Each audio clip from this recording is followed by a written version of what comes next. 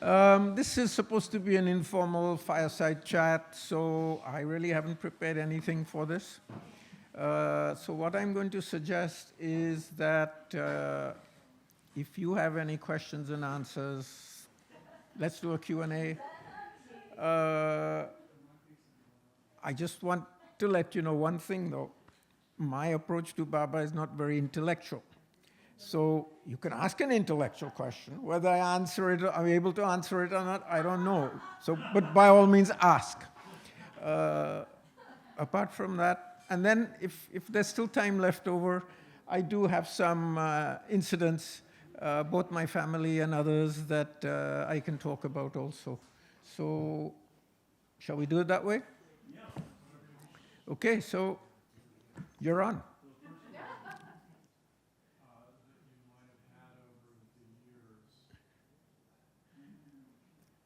We did, because in the early years when we would go, early 70s, let me tell you one thing. I didn't start going to Mehrabad and Mehrazad regularly till after Baba dropped his body.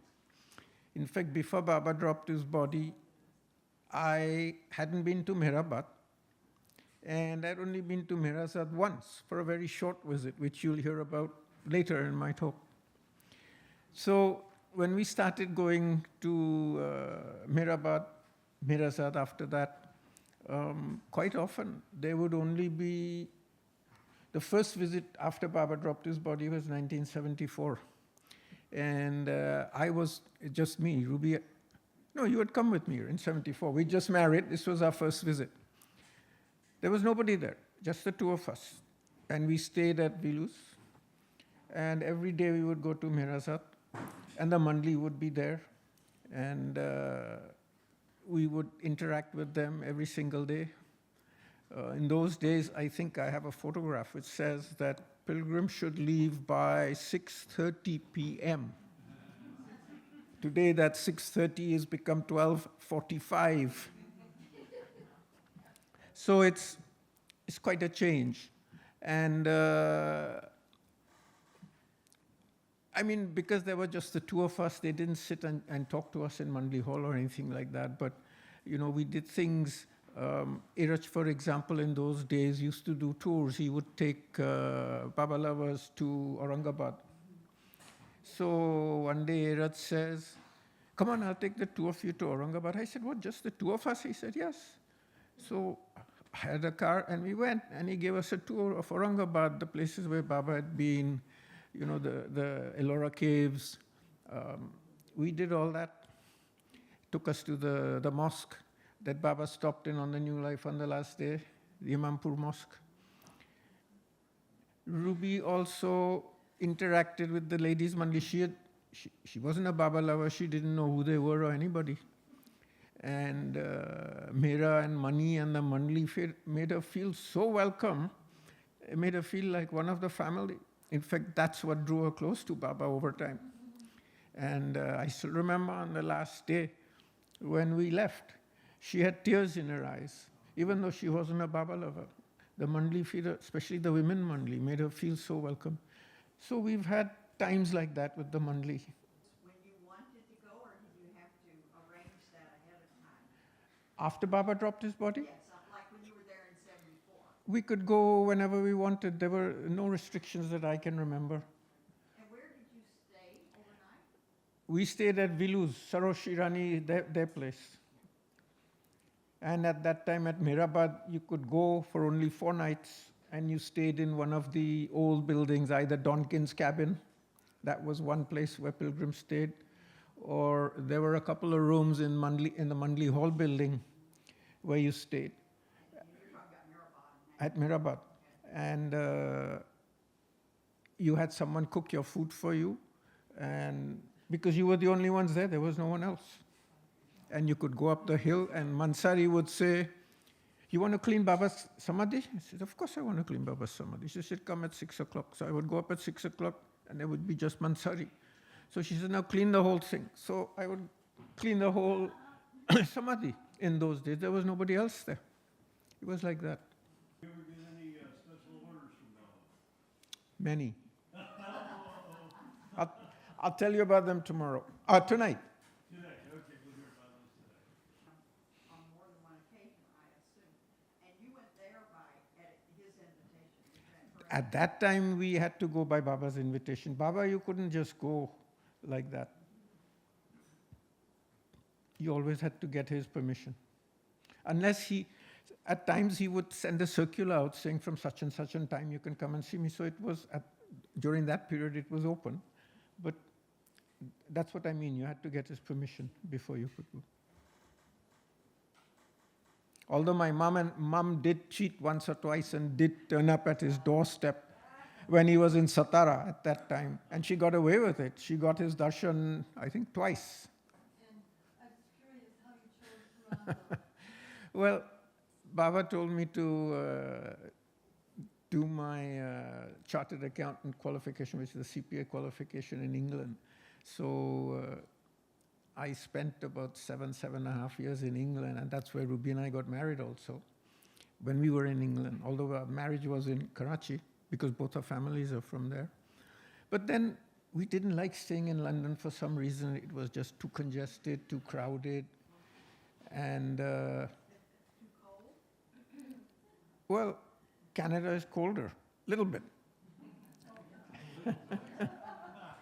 And so we thought, let's move somewhere. And in those days, the only option was the US and Canada. Australia was not on the map in those days. Australia was very strict with immigration, and you didn't hear of too many people going to Australia.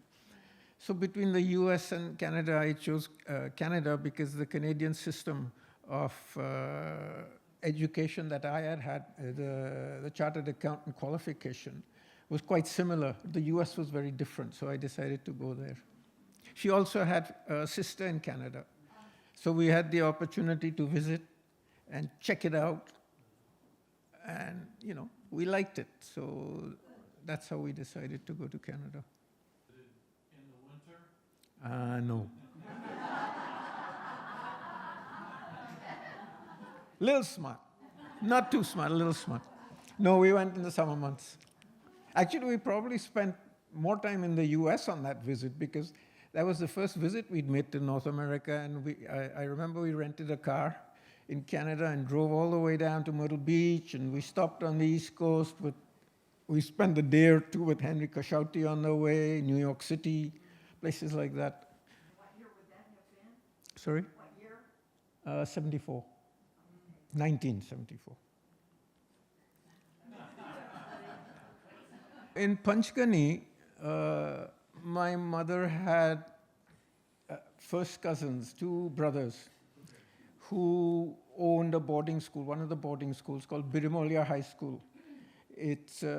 Panchgani is known for its boarding schools even today. So they owned the school, and even before 1958, 1 or 2 years, we had gone to Panchgani when we were in India for a holiday. And it's a boarding school, a boys' boarding school. So it's, 400 boys.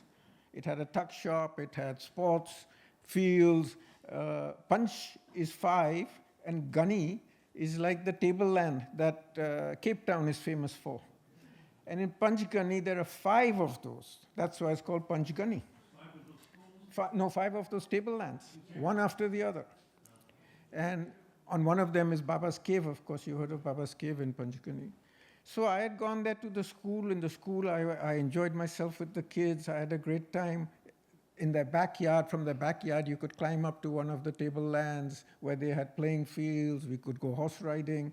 So as a kid, I enjoyed that. So I love Panchgani. How much time did you spend in the school at Panchgani? I didn't go to the school. I just lived with them on a holiday Okay, you just, for a few weeks. but you got to. Yeah. Yeah. What? Yeah, it is. Today I'm told it's jam-packed and I haven't been for, I think the last time I went to Panchgani was in the 50s. So today it must be it is, I hear it's jam-packed, overcrowded and people everywhere. Now, did you see Baba there also? No, I didn't see Baba in Panchgani. Do you have Baba community in the Toronto area? We do. Excuse me. It's never been a large community, but over the last 10 years, it's even shrinking more. It's an old community.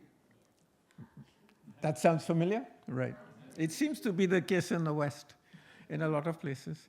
We're losing more people. Some of them are gone. Some of them are in nursing homes. Some of them, like that. But we do have a regular monthly meeting. We don't have a center. It's too small to have a center, and the meeting is held at individuals, people's places, like that.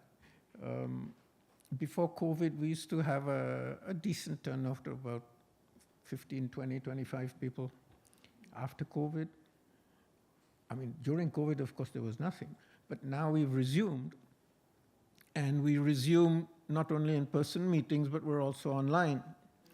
So the in-person attendance is dropped to, I don't know, it's about, on average, 10 people are meeting and maybe 5 or so online. So it's I don't know where the others have disappeared to. They seem to have taken a break or what, I don't know. But I know they're there, the people are there. And it's in Toronto, it's been quite a transient community too, because new immigrants come, then they initially come to Toronto, they stay there for a couple of years, then they move somewhere else for a job.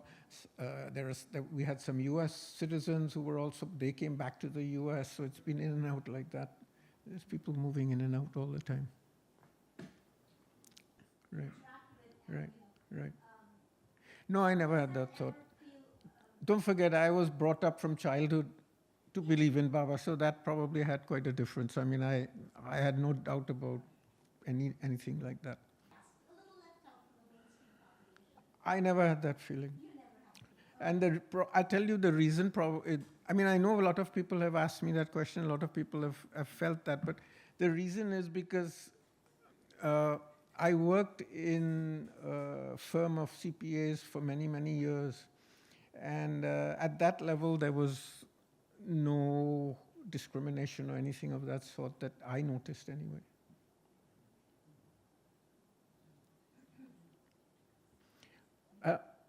Bob, answer to your question, somebody, I just mentioned this at the last talk I had. Irach, in 1952, Irach and Pendu were asked by Baba to do a tour of India and Pakistan. One of the cities was Karachi. They visited, and at that time, they stayed with us. So that was the first time that I, as a young kid, established a relationship, especially with Irach and Pendu also.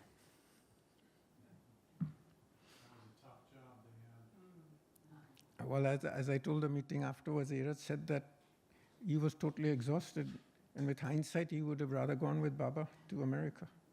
Did you use for this?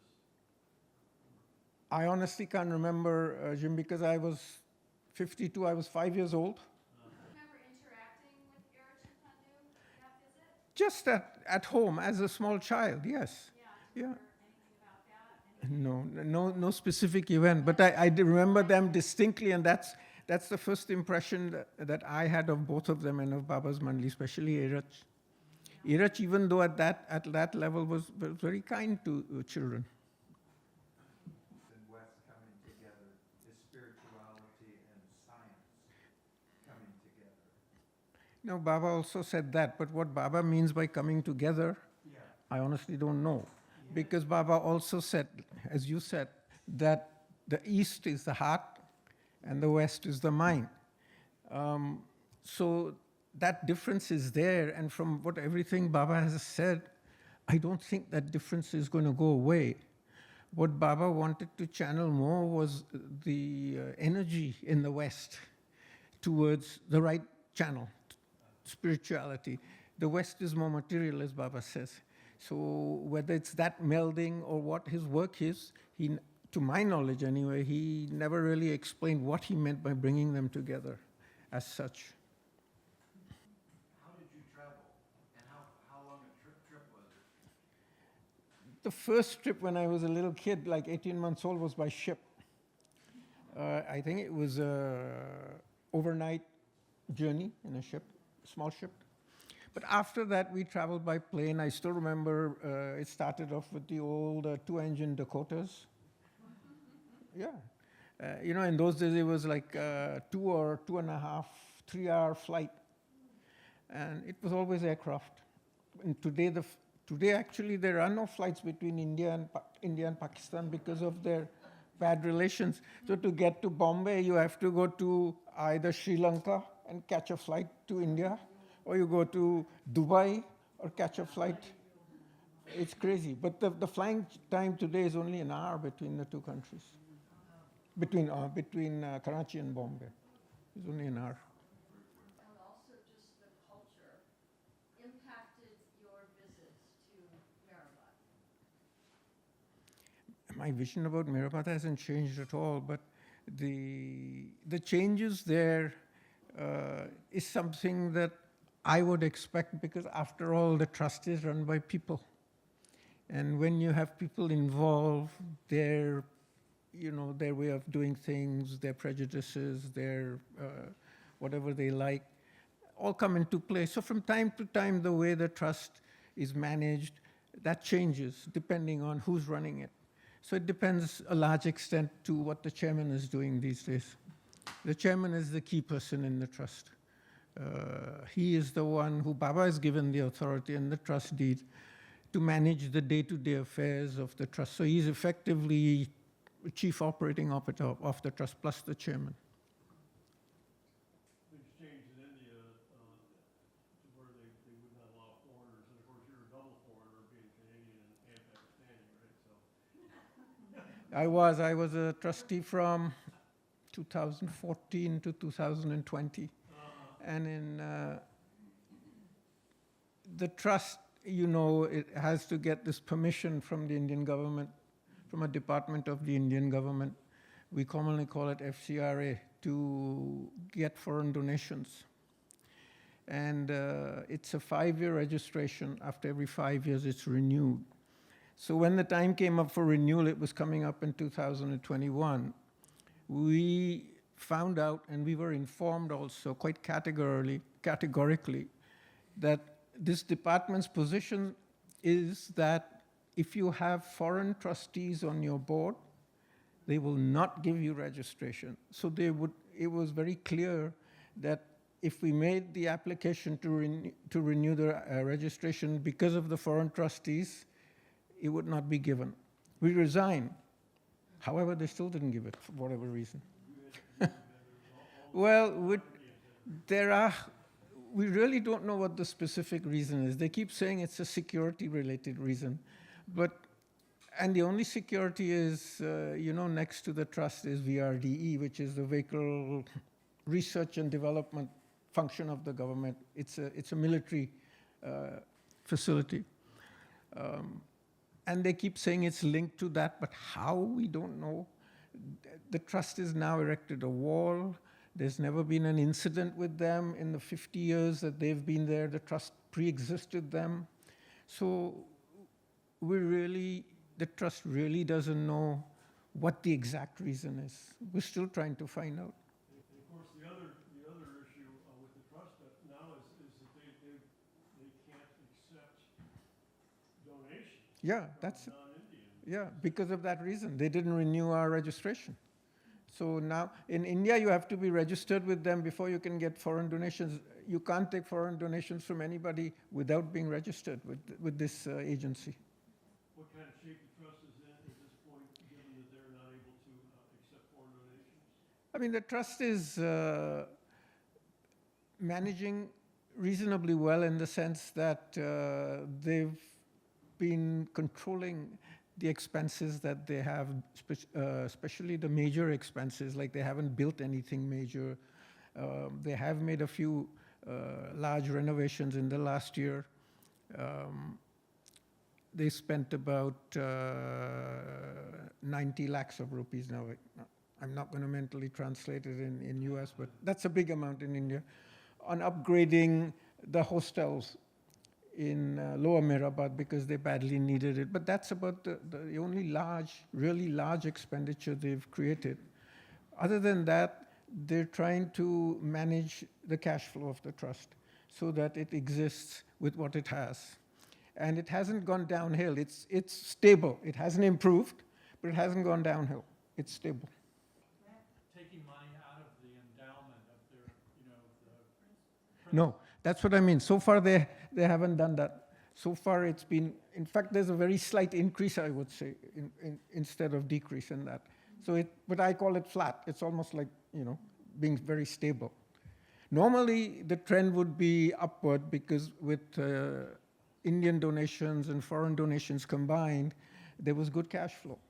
But with that gone now, it's been stable. They've also made some additional efforts in India to raise funds, which they never did before, because the Mandli was always of the opinion, this was a long time back, of course, that the Indians were quite poor and they didn't want to go and raise funds from them because, knowing Indians, they would take money from what their family wanted and give it to Baba, and they didn't want that to happen. Baba didn't like that. So the Mandli never actually did active fundraising in India, and that has persisted now through time. But now, I think it was last year, they actively now started raising funds in India, which has made a small difference also. It's starting to, let's see how it goes in the next, it's just the first year last year. So they've actually started doing that.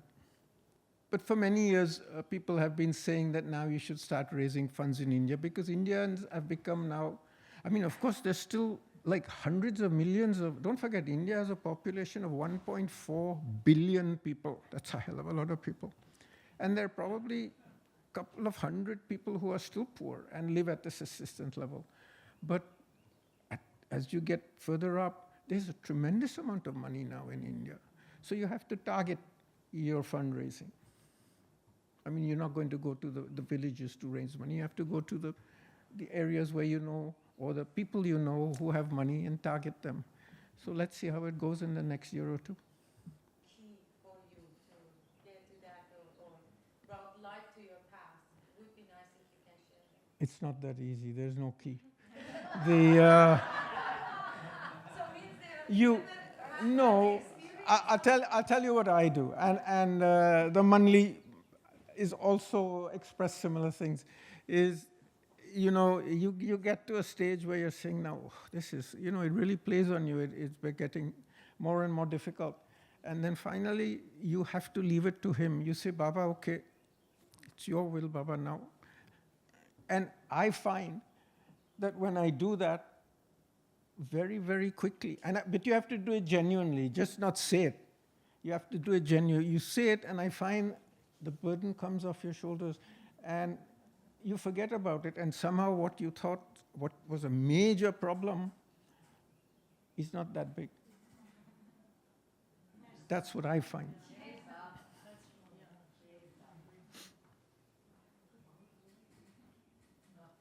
Also, if you think about what others are suffering in the world, right? Sometimes you sit back and think, yeah, well, this is not such a big deal compared to what those guys are doing. Look at the millions of people who have been pushed out of their homes and are refugees all over the world. So when you start thinking about stuff like that, you find that your problem is perhaps not as big as you thought it was. But the main thing is leave it up to him. The thing is, I'm from Iran, so usually that's what I tell other people. That You know what I mean if you then. have a problem, just Right. think about my mom, Right. and then you. We all do that at some point in time. What kind of daily practices do you have connected to Baba? Oh. Well, Baba, is Bobby here? No. She sang that song yesterday about dress me for a few seconds every day. My parents started that. Why? Because Baba mentioned that, and what it is first thing in the morning, remember me immediately when you wake up for a few seconds. 12 o'clock, same thing. 5 o'clock, same thing. And before going to bed. And my dad, and Baba mentioned this to the Western group when they were there for the 3 Incredible Weeks in 1954, after the Wadia Park Darshan Baba allowed to stay there. My dad was also there, and some other Easterners were there. Minu Karas, who I mentioned, he was there, so some other Easterners were there. And when my dad, and one day my mom and dad are talking, and my mom says, Adi, we say we love Baba so much, and we say we do this, and we say this, but how many times did you remember Baba today? So Dad says, maybe once or twice. And she said, I'm thinking the same. I also only remembered him maybe once or twice in the last 2 or 3 days. And we say, we love him so much, love him so much. And then Dad says, all of a sudden, he says, you know, Baba mentioned this in the 3 incredible weeks when I was there. Do this. And my mother says, and he said, I thought he was only for the Westerners, so I sort of, I didn't think too much about it, he said. So my mother, Rhoda, says, Adi, how can you do that, Adi? So she said, let's start doing that. And they started doing that. And from that, and we are doing it too. I, as a child, was doing that. Now Ruby and I do that. But as you go through life more and more, you'll find that it's not only those 4 or 5 times a day. You remember him more and more. And my simple practice, I'm a pretty practical guy. I mean, to remember Baba, I say the prayers every morning. And I certainly take his name these 4 or 5 times a day. But I try to remember him as much as I can, his name. Now, Baba said his name is the most important. In fact, Merwan Jasawala, you all know who Merwan Jasawala is, right? Irach's brother. Merwan used to say that Baba said his name is so powerful that sometimes he himself would take his name. Just imagine. And here's a little aside to this. Taking his name under any circumstances. Now, do you know who Colonel Irani was? Colonel Irani was the fellow who chased Baba all over India in the 20s and 30s, saying, this man's a fraud, don't listen to him. Everywhere Baba went for a program, Colonel Irani would be behind him. He would go and incite the public to say, don't go, he's a fraud. He would give them money to throw stones at Baba and things like that. On the memorial tower, which is the list of Baba's lovers who departed, Colonel Irani's name is in the top 10 name. Top 10. Why? Because he remembered Baba. Baba was always on his mind. Although in a negative way, but the name Baba. Baba says you take it in any context. If you take my name, that's good enough. In the Baba family, was there anything about that? I've heard different things about it, and just recently I'm actually in the process of clearing up some old papers in Mirazat, and in one of them I saw an explanation of what coming to him means, and Baba says, and the person who wrote this says it could mean 3 things. It could mean that you have come to him as your last birth, depending on your circumstances. Or you will be born in a Baba family. Or the third one was you will continue following him or something like that. You'll live a spiritual life. No, not a spiritual life. I can't remember exactly, but it could mean any one of the. And by the way, that was the context in which Baba mentioned this, saying my name first thing in the morning, 12 and 5 at the 3 incredible weeks, because he was giving a discourse. And he says, if you want to, if you remember my name, the last thing before you drop your body, you will come to me. And he says, how do you do that? And he says, this is how you do. You start now. And how do you start now? Take my name first thing in the morning, 12 noon, 5, and before going to bed. That's how the context of this was. Would you repeat the 3 things, please? Coming to Baba means you will either be, this is your last birth. So you're liberated, you realized. Or you could be born in a close Baba family. And the third one, I think, is you will continue following Baba, something like that. I'm not sure about the third one. I can't remember that exactly. It's 5:12. So anybody wants to do it? No, but here's the trick. My parents used to do that. I used to do that. But the fact is, you keep checking your watch. Oh, it's 10 minutes to go, but you think Baba already, right? You thought of him. So instead of remembering him once, you remember him multiple times. That's the trick. But you'll also be amazed as you continue doing it longer and longer. You'll be amazed at how many times you look at the watch and it's like, wow, 5 o'clock. Jai Baba. Right on the dot. Did you set alarms in the beginning? We didn't have alarms in those days in our watches or anything, right? Except for the alarm on our bedside table. You couldn't take that around with you. So no alarms then.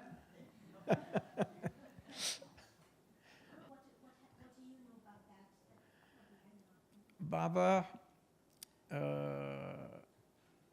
in the 60s, he would ask Irach in Mandli Hall when the other men Mandli were with him to recite the prayers. And they would all stand up. Of course, Baba would be seated. Sometimes Baba would stand up also. And Irach would say the prayers. And this would go on. And then Baba said that because I have participated in these prayers are very powerful. Yep. Because I have participated them. You can, and somebody asked Baba, even if we say it mechanically without our mind, he said, yes, even then, of course, if you say it mechanically and you say it with heart, there's a difference in what you receive in terms of benefit. But even then, there's a benefit, even if you just say it mechanically. Towards Baba, of course, right. I mean, they were all in for him. My dad lived for nothing else except to serve him. And my mother, Rhoda, had a much tougher time because over time, Mom slowly lost her vision because of macular degeneration. She couldn't see, so she was working in the trust office. She stopped that, and then she started losing her hearing. And even with hearing aids, she could hardly follow a conversation. So she was really, really double whammy, if you like. And at one point, Mom says that she got disillusioned. She says, Baba, what is this? I've been working for you for so long. I love you so much. And now this, I can't see, I can't hear, I can't do anything. She said she got so disillusioned that she would every day, she couldn't come up to Aarti every time. Dad would take her in the evening, but in the morning, we had a picture of Baba in our living room. She would stand in front of that and say her Aarti and prayers. She stopped doing that, she said. She would just walk by and ignore it. And this went on for a while. And then she said one day, she walked by the picture and looked at him and just walked by, and she said she heard a voice which says, but I am here. And then she said, she stopped, and she heard it again. She said, but I am here. And she says she broke down immediately, ran to the picture, bowed, said, I'm sorry, Baba. I'll never do this again. And she was also for him all the way through. That little lapse. Have you been back to Karachi? I haven't been back to Karachi since 2005, but till then I would go off and on. The reason is going to India and going to Karachi creates a problem because if you get a stamp of Pakistan in your passport, it creates problems getting an Indian visa. The country's relations have never been good ever since they were formed. So, and I don't have any reason now to go to Karachi either. No family, all gone. Most of them immigrated. The youngsters, the old ones have of course passed away. So there's no reason to go back. Not much. Not much change. What happens is, when I go to get a visa, I normally get a tourist visa, which is the easiest to get. And once I establish a relationship with the visa officer there, first time a new visa officer comes, it's a real headache because he wonders, why are you going every year? What's the problem? I have to explain to him everything. Then I show him this, show him that. I show him I mentioned that mom and dad became Indian citizens because after they immigrated from Karachi to India, where they spent the last 20 years of their life, they became Indian citizens. So I show them that. So eventually they get convinced and they give us a visa. Now, while that guy is there, things are not bad. I keep getting a visa, but they don't stay too long. They stay for like 2, 3, maybe tops 4 years. The guy goes, a new guy comes, and you start from square one again. So many years back, I said, you know, sir, I mean, today we have computers. Everything is on the computer. Isn't my record on the computer? I've been going for the last 10 years. So he just looked at me and smiled. He didn't say anything. So it's like that. And recently, in the last 2 years or year and a half, the relations between Canada and India went sour. And in 22, we couldn't get a visa to go to India because India stopped issuing tourist visas to anyone with a Canadian passport. So last year we went, but the year before we missed out because of that. So there's always something or the other going on. So you had to get a visa every year? Every year. They don't give me I've asked so many times, why don't you just give me a 5-year visa? It's easier for you, easier for me. We don't have to go through this hassle every time, but. I got 2 10-year visas. Oh, I know, but don't forget, mine, I have this big stamp on my forehead that they can read. You can't see it, but they can see it. It's because Pakistan, right? I'm branded as what they call Pak origin. And once you get that, it's very difficult. Not only does it apply to me, it applies to my son. Because he was born in Canada. He didn't, but still he's the son of a person who is Pak origin. So I think it follows him for not 1, but maybe 2 generations. Yeah, 2 generations.